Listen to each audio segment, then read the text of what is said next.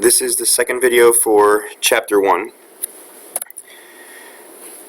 This section starts talking about economies of scale, and what you need to understand about economies of scale is that they lower costs in regards to production. As the production increases, the number of units that are being made increases, the cost of each unit begins to decrease. So companies want to be able to produce things in mass quantities because it gets cheaper per item to produce them the more they actually produce. Effective marketing links producers and consumers, though. Consumers' needs and the patterns of their consumption, when they consume, how often do they consume the products, how often are they going to need to purchase them, differ from how the manufacturers operate efficiently. Manufacturers want to operate at a lower cost, which means that they are going to produce very large quantities, and a lot of products consumers really do not consume in very large quantities, so there's a difference there. The universal functions, or the universal marketing functions, help to narrow that gap that happens there, those separations that we've talked about in the last video. But how these functions are performed, by whom, all of these are going to differ based upon the economic system that you are in.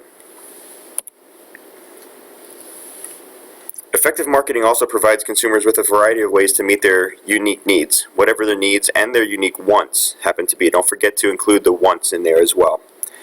Most companies have a few locations, but would like to be able to purchase and sell products around the world, which is where the internet could even come into play with this when we talk about the distribution aspect of the marketing mix a little bit later.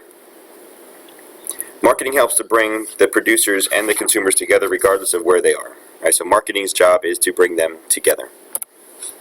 The universal functions of marketing are spelled out on this slide. This is something that you definitely want to know.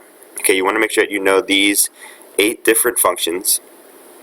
All right, so these universal marketing functions help the macro marketing system, the overall societal view, to overcome the separations and the discrepancies between the people who want to purchase and the people who are consuming, or are producing. So the different functions, we'll go through them quickly here. The buying function is simply looking for and evaluating products, which are considered goods and services. That's from the consumer standpoint. Selling is promoting the product to possible buyers. Okay, selling, you try to get your product to look appealing and interesting to people so that they would be buying it. Transporting is simply moving products from one place to another.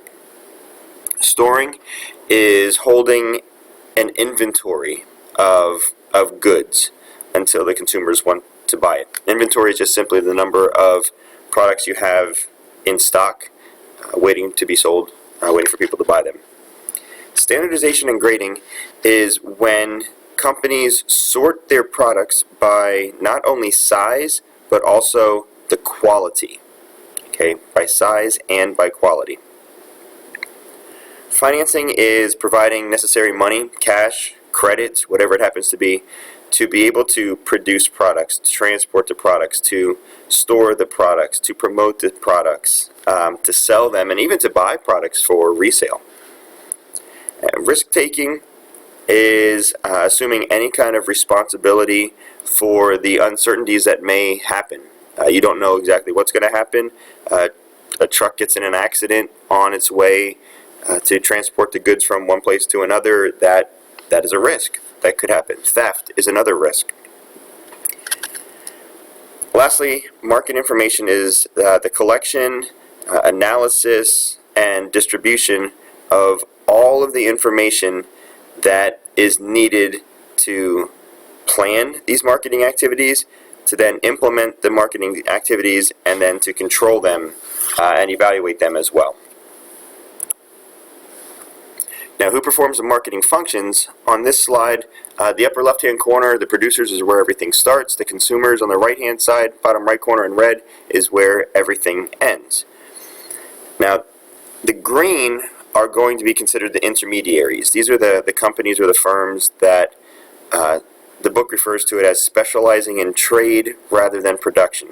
In essence, they don't make the products, but they buy products from other companies, from the producers, and sell them to us as the consumers. In gold, you're going to see collaborators. Collaborators are the firms that help in that exchange process. These are the companies that, for example, the ISPs, the Internet Service Providers, they are the ones who help with the online advertising, the online sales. Transport firms get the products from one place to another, so they're the ones who aid in that exchange process.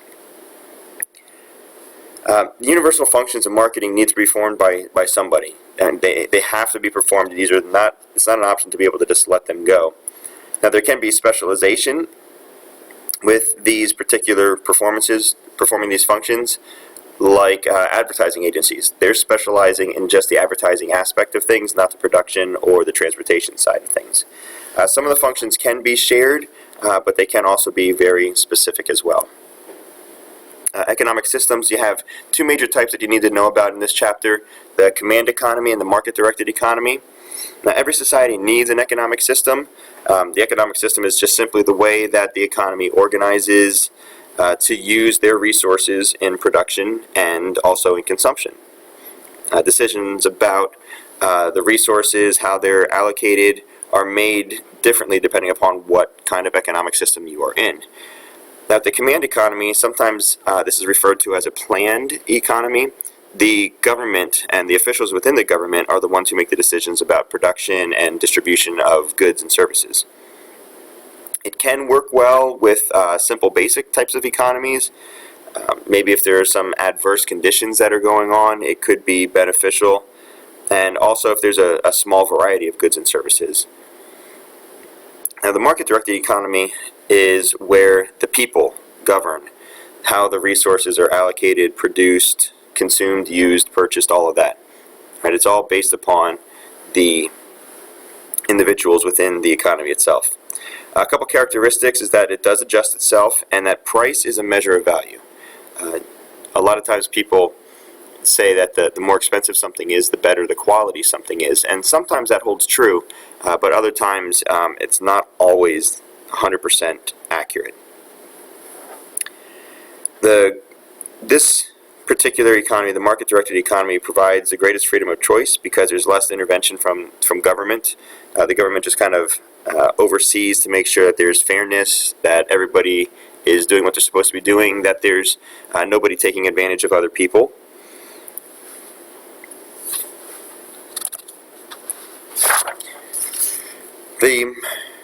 This slide here is entitled "The Model of a Market-Directed Macro Marketing System." Okay, in your book, this is Exhibit 1-2. I believe this is on pages 15 and 16. Now, in this one, what I just want you to be aware of is that society assigns the supervision of this economic system to the government. Over on the right-hand side, they monitor a lot of different areas. They monitor the producers. They monitor the intermediaries and the collaborators. They monitor us as consumers. They want to make sure that property is protected, contracts are enforced, that individuals like you and I are not exploited by companies or taken advantage of, that there are no monopolies, and this list just goes on and on and on. Now, all nations don't share the same objectives and the same economic systems, so whether or not you consider an economic system fair or effective, it has to be based upon that particular country or economic system standards. Over the last number of years, they broke marketing down into a couple different eras or time frames. I just want you to get a basic idea of this. So starting with the simple trade era is when the families traded or even sold any of their surplus outputs. It could be farming, it could be some like clothing, making clothing, it could be, a number of things, and they would sell that, or sometimes they would barter or trade to be able to get what they need then in return. The production era is when a company focuses on production of new specific products. Right? Maybe it's because there aren't very many of them available for people to buy, But the big deal with the production area is that there is a large increase in the supply, the number of items that you are providing. The third one being sales era. This is when a company emphasizes selling because there is now more competition.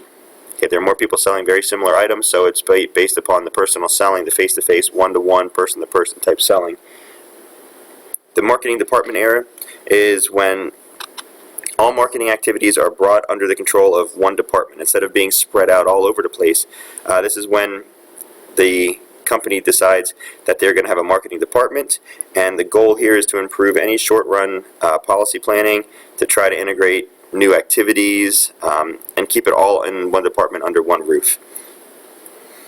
Lastly, the marketing company era is when, in addition to short-run marketing planning, like I just mentioned, marketing departments, they try to develop long-range goals, long-range plans, sometimes 5 years and more down the road, and then the whole company is kind of guided by that particular concept and that idea. Discovering customer needs, this one here, again, I love this slide, I love this particular advertisement, and what happened here was a bank tried to develop products that met its particular customers' or users' needs and wants, and try to have a more satisfied and happy customers. So this redneckbank.com is from an organization called the Bank of the Wichitas, and this is their online banking portion, and it's untraditional, it's a unique way of putting it, but what they wanted to do was provide convenience with a little bit of humor and to try to attract a specific group of people. And it has actually worked and has been successful for the company. The marketing concept. Okay, the marketing concept here. This is the cornerstone of all marketing-oriented companies. This is the basis of everything. The key issues are that it needs to be production-oriented, making whatever products are easy to produce and then trying to sell them.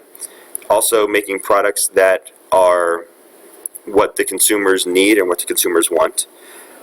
Okay, marketing orientation is designing marketing programs that will meet the customer's needs, which I just mentioned. And then lastly, the marketing concept is where customer satisfaction guides the whole organization. That is absolutely critical. Customer satisfaction guides the whole organization, not only meeting their needs and wants, but the customers being happy and satisfied, and then wanting to come back and buy the products again. And all the individuals work to be able to accomplish that as their major goal. Alright, the checking your knowledge, one of the multiple choice questions. Be sure to understand these as well.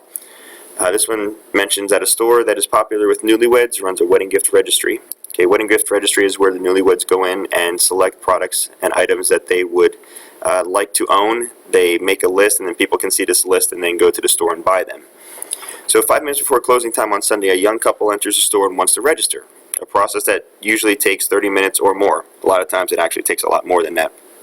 A sales associate advises the couple to come back when they have more time, even though a recent memo, this is the important part, even though a recent memo from the store's regional manager specifically instructed store personnel to stay after closing time to help such customers. Which key element of the marketing concept is the main problem area in this situation? Now, since this is coming from the top down, the regional manager goes to the store manager, goes to the employees. So this one here, we're looking at B for a total company effort because it's taking multiple layers or levels within the company to accomplish this. Alright, this is the end of this particular video. Another one will be coming shortly.